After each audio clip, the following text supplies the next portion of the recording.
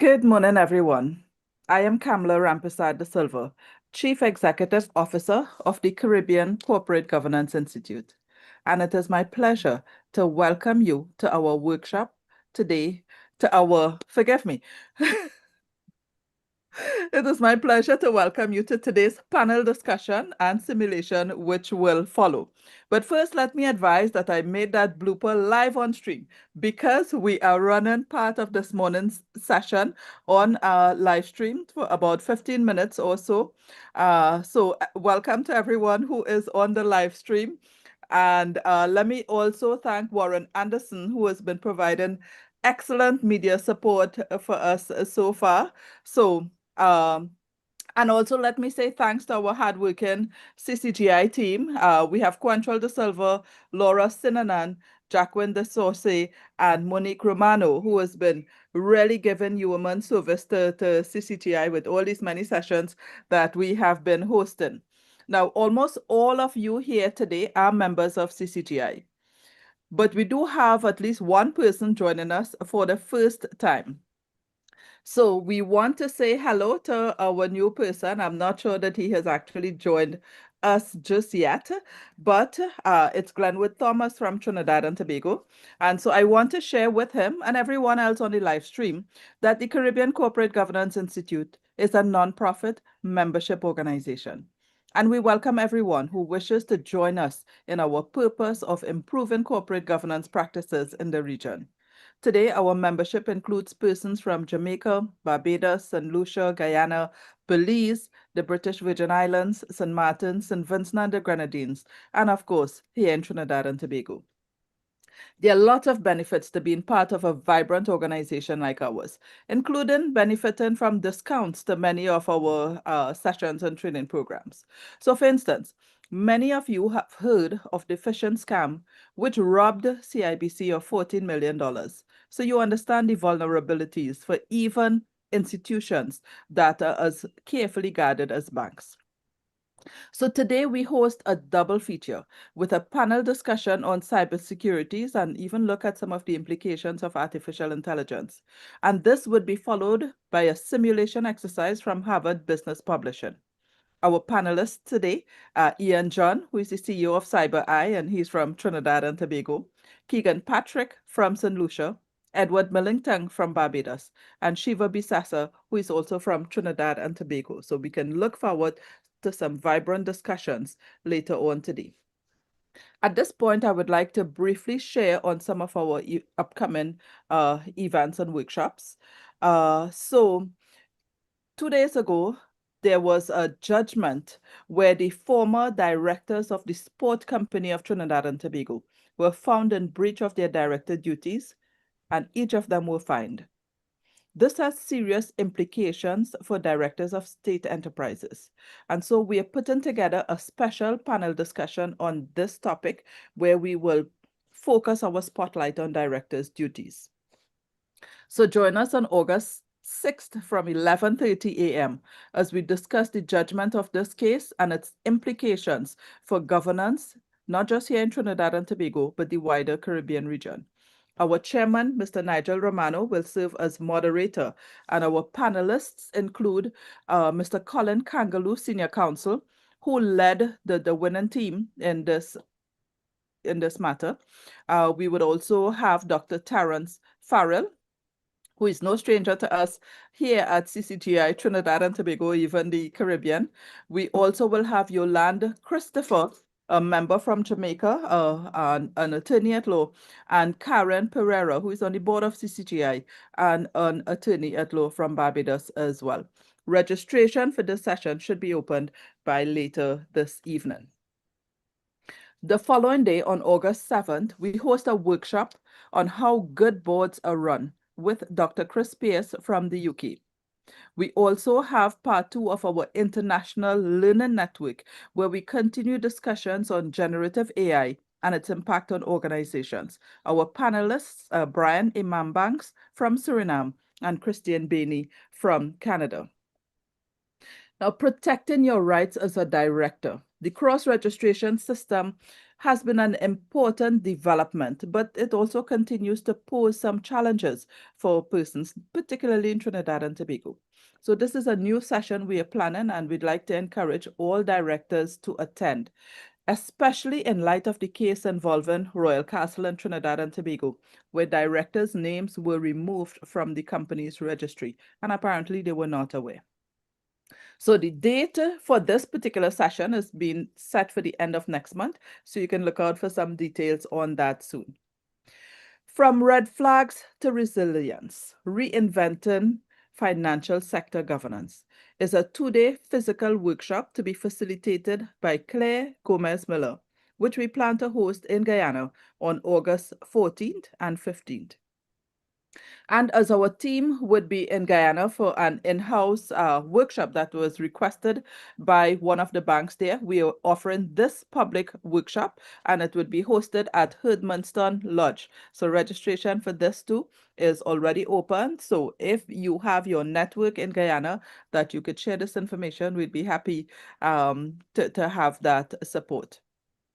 For those of you who prefer to come to Trinidad for workshops, we also plan to host a 3-day residential workshop in Trinidad and Tobago in November entitled Excellence in Corporate Governance, Principles, Practices, and Performance.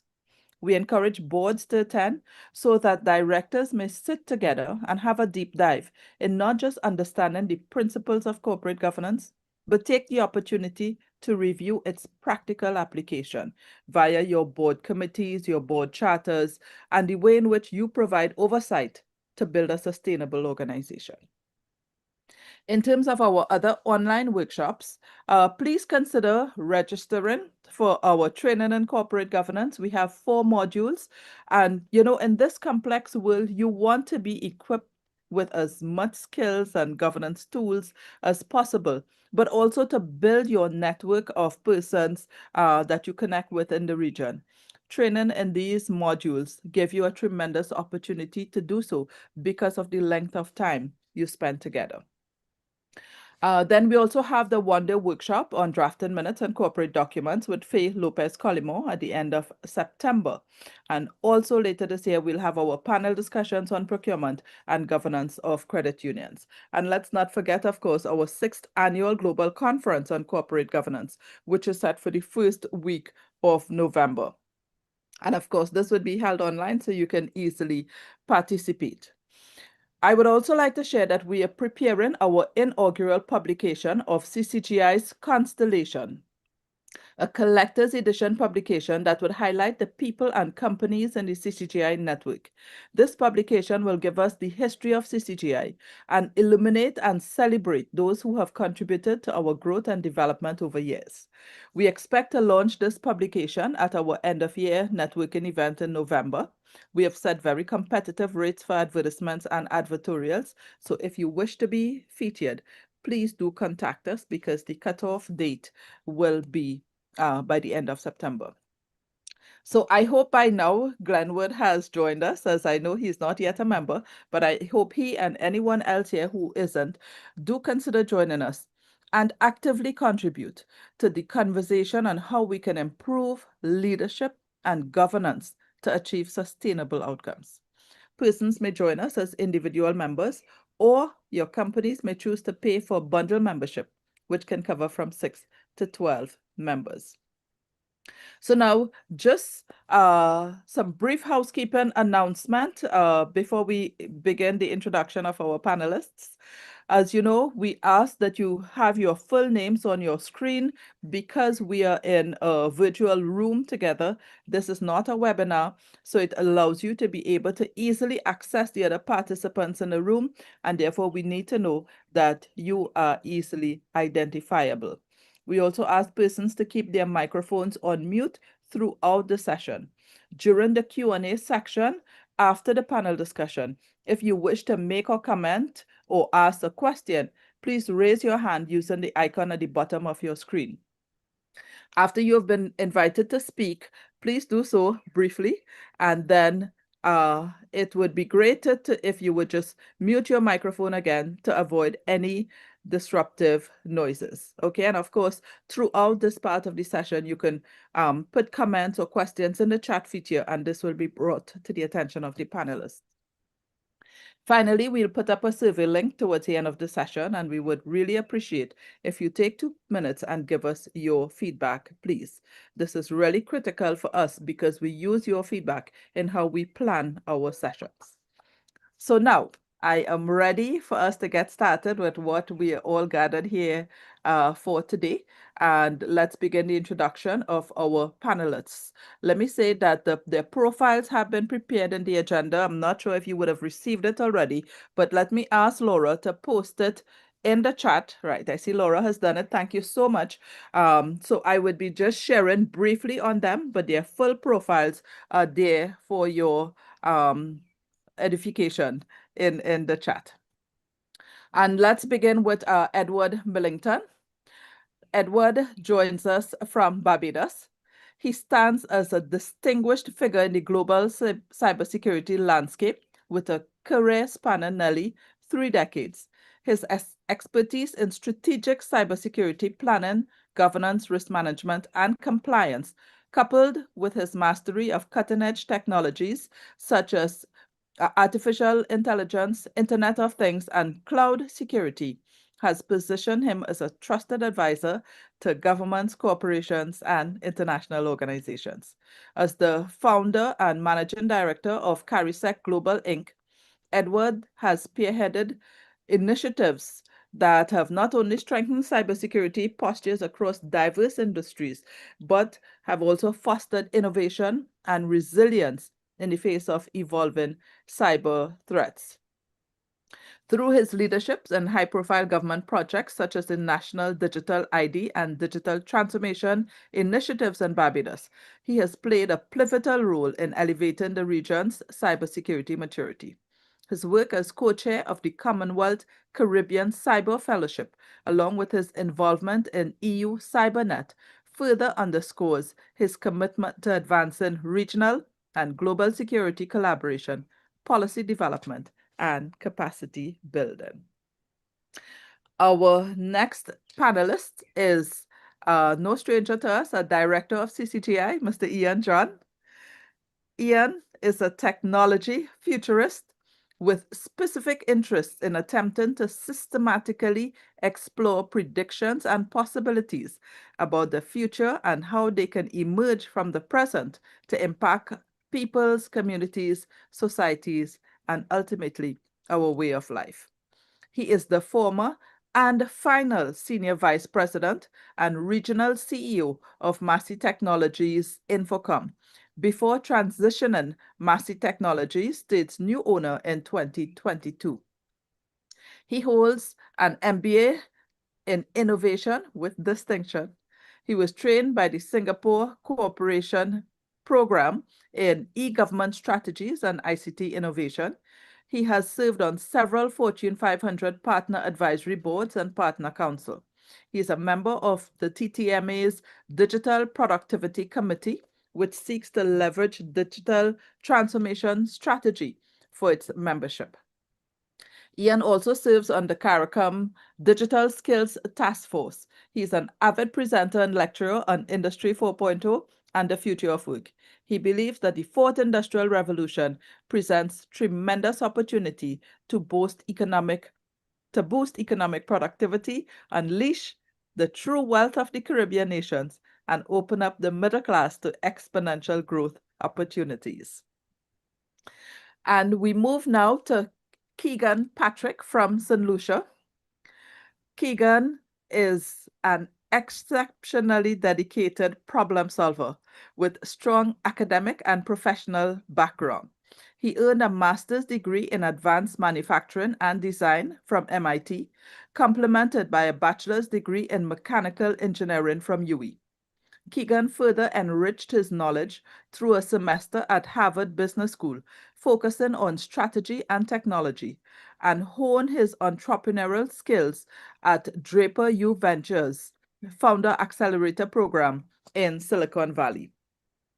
His academic excellence is evident in the numerous scholarships he has received from prestigious institutions such as the Wade Institute of Technology, Stanford University's Black in Robotics, 3M, and the National Society of Black Engineers. Keeghan is also awaiting approval for 2 patents. Our final panelist is Shiva Bissessar from Trinidad and Tobago. With a background in strategic ICT and information security, Shiva pioneered digital currency research and retail CBDC implementation in the Caribbean. His work in fintech began with his MSc thesis tracing Bitcoin transaction flows in 2013. He later conducted socioeconomic research into the advent of digital currency in the Caribbean, as published by the United Nations in 2016. In 2016 and 2017, he worked with the International Telecommunications Union to develop capacity building workshops for Caribbean policymakers on the topic of fintech. He has served as program manager and strategic advisor on the ECCB's retail CBDC pilot project, DCash, from 2019 to 2024, overseeing the entire execution of the program of activities to develop, test, deploy, and turning down the solution. So, welcome, gentlemen. I have to confess that I was a little sad that I did not get a female on this panel, but you are all such powerful representatives of what this region has to offer. And so I'm pleased to welcome all of you as panelists as we look at this very important issue of cybersecurities and vulnerabilities for organizations. So, Edward, we would like to start with you. And so I invite you to share your thoughts as we begin today's cybersecurity panel discussion. We are not hearing you, Edward. Sorry about that, too much security. Thank you very much, Kamala, and good morning, everyone. I think today, as I saw one of my colleagues had highlighted during the